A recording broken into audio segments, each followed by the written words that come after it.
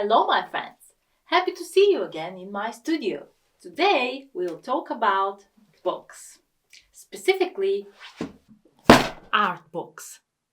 If you're new here, hi, I'm Radost, and through this channel I'd like to share with you my art journey. If you like art, consider subscribing. So for today I've prepared for you 5 art books that I've read recently and had an impact on my art journey. They might be useful and inspiring for you as well. I really like that constant learning conception in art and in life in general. Even though I feel confident in certain style, I like to experiment and to learn new things. And there is so much to learn. So enough babbling from me, and let's start with the books, shall we? The first book I'd like to talk about is Watercolour Challenge Practical Painting Course, and from what I understand it's based on a TV show called Watercolour Challenge. Correct me if I'm wrong. I haven't seen it, but I found this book in a charity shop and it's a real treasure. First and foremost, the book is beginner friendly, very well structured and comprehensive. It leads you slowly from the basics to the advanced techniques. It shows you the beauty of this thrilling medium. It starts with paint basics, as you have to feel these watercolor paints, how they can bleed, how they can bloom, can be layered, how fast they dry out. It points out the foundation of color theory, mixing your own unique colors and different effects you can achieve. What I find also very interesting is that there is a chapter about drawing media, such as pencils, ink, charcoal, and even pastels. It helps you for planning your painting, composition, and other artist tricks, which is great even for advanced painters. I must admit that this book is one of my favorites in terms of watercolor. It's really fascinating what watercolors can do if we give them the chance. This book is useful to get familiar with them.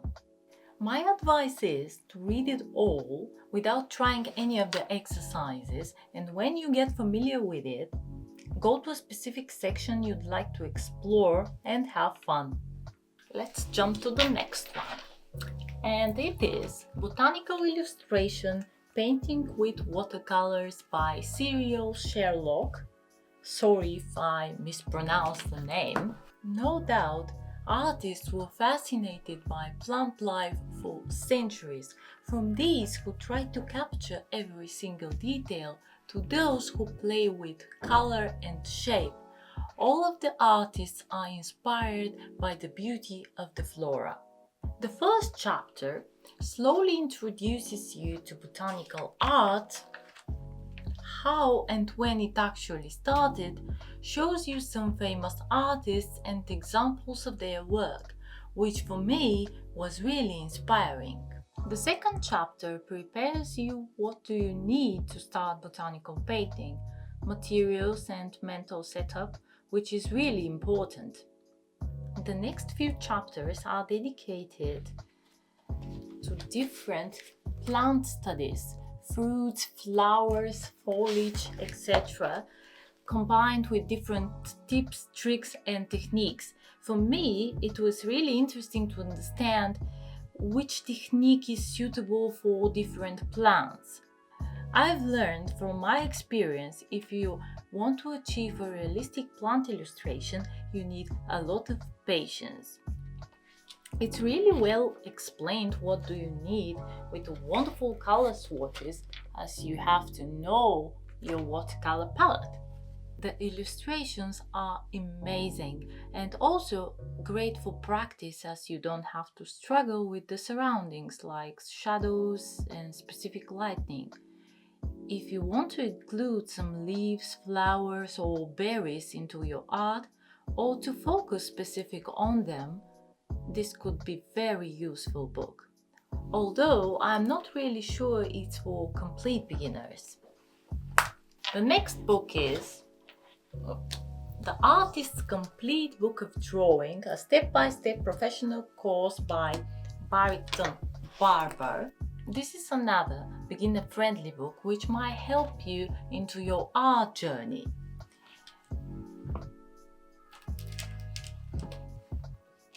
It encourages you. This is another beginner-friendly book which might help you into your art journey. It encourages you to look at the world like an artist and to realize that drawing is something you may learn. Helps you to get used to the materials you have in hand and slowly opens the curtains of the possibilities to create art. Introduces you to some media. It's nice that shows you some basic exercises in line, shape and texture. These exercises are really helpful in early stage of drawing when you learn how to control the pencil. Then you start to recognize these shapes in a bigger picture you want to recreate. In time, you start to think and see like an artist. The book accents on the artist's tasks before starting to create an art piece. It really helped me with my landscape sketches, how to choose a spot, how much of the view to show, what to omit. From still life to expressive human figures, everything is well described and with a lot of practices.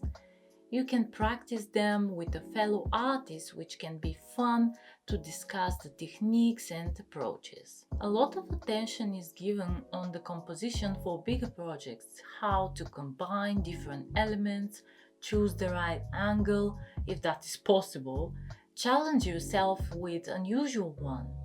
With these step-by-step exercises, a lot of examples, you feel comfortable in front of the white paper and just enjoy the process. The next book I'd like to talk about is The Secret Lives of Colour by Kassia St Clair. At the moment I've learned about it, I put it in my TBR pile.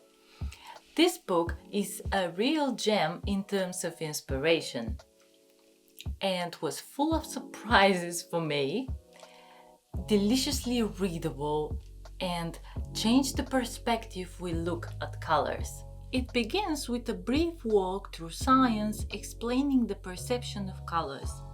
I felt like a curious child in science class. It also leads you through time, the beliefs of the society, the experiments of the scientists, and slowly prepares you to dwell into the wonderful world of colors, which might be just in our heads. And now is the moment to be surrounded by colors. They are neatly collected into sections, for example, white, yellow, red, etc. What I liked in this book is that it gives you an idea which color you should use to convey a certain message. And trust me, some of these colors was so dangerous to produce and definitely changed their meanings throughout centuries. Some of them express controversial ideas or have been used to describe a certain behavior. I am definitely looking different at my color palette now. The author uses also a lot of literature references, so you can find out about certain authors and their characters and do your own research for even more inspiration. And the last book in today's list is Sketching from the Imagination, Creatures and Monsters, with a foreword by Alan Williams. First thing I should say that this book doesn't intend to teach you how to draw. It's from this type of inspirational books you can't ignore. You can have a glimpse of the artist's sketching process, even the idea flows leading to the final result. If you like creating characters or you are interested in the process of it, this book will be a real delight for you.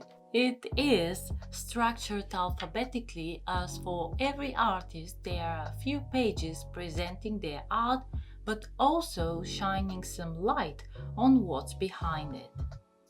And all that with their own words. Artists talking about their inspirations, ideas, materials, and techniques. Some of them share personal moments that, in their opinion, influenced their art and made them an artist. To read about what inspires contemporary artists gives you so many ideas and a sparkle of confidence if you're an artist too. So that was it, 5 art books I've read recently. If you have some art book recommendations, please share them in the comment section down below. Thank you so much for watching the video. If you liked it, give me a thumbs up. See you next time. Bye!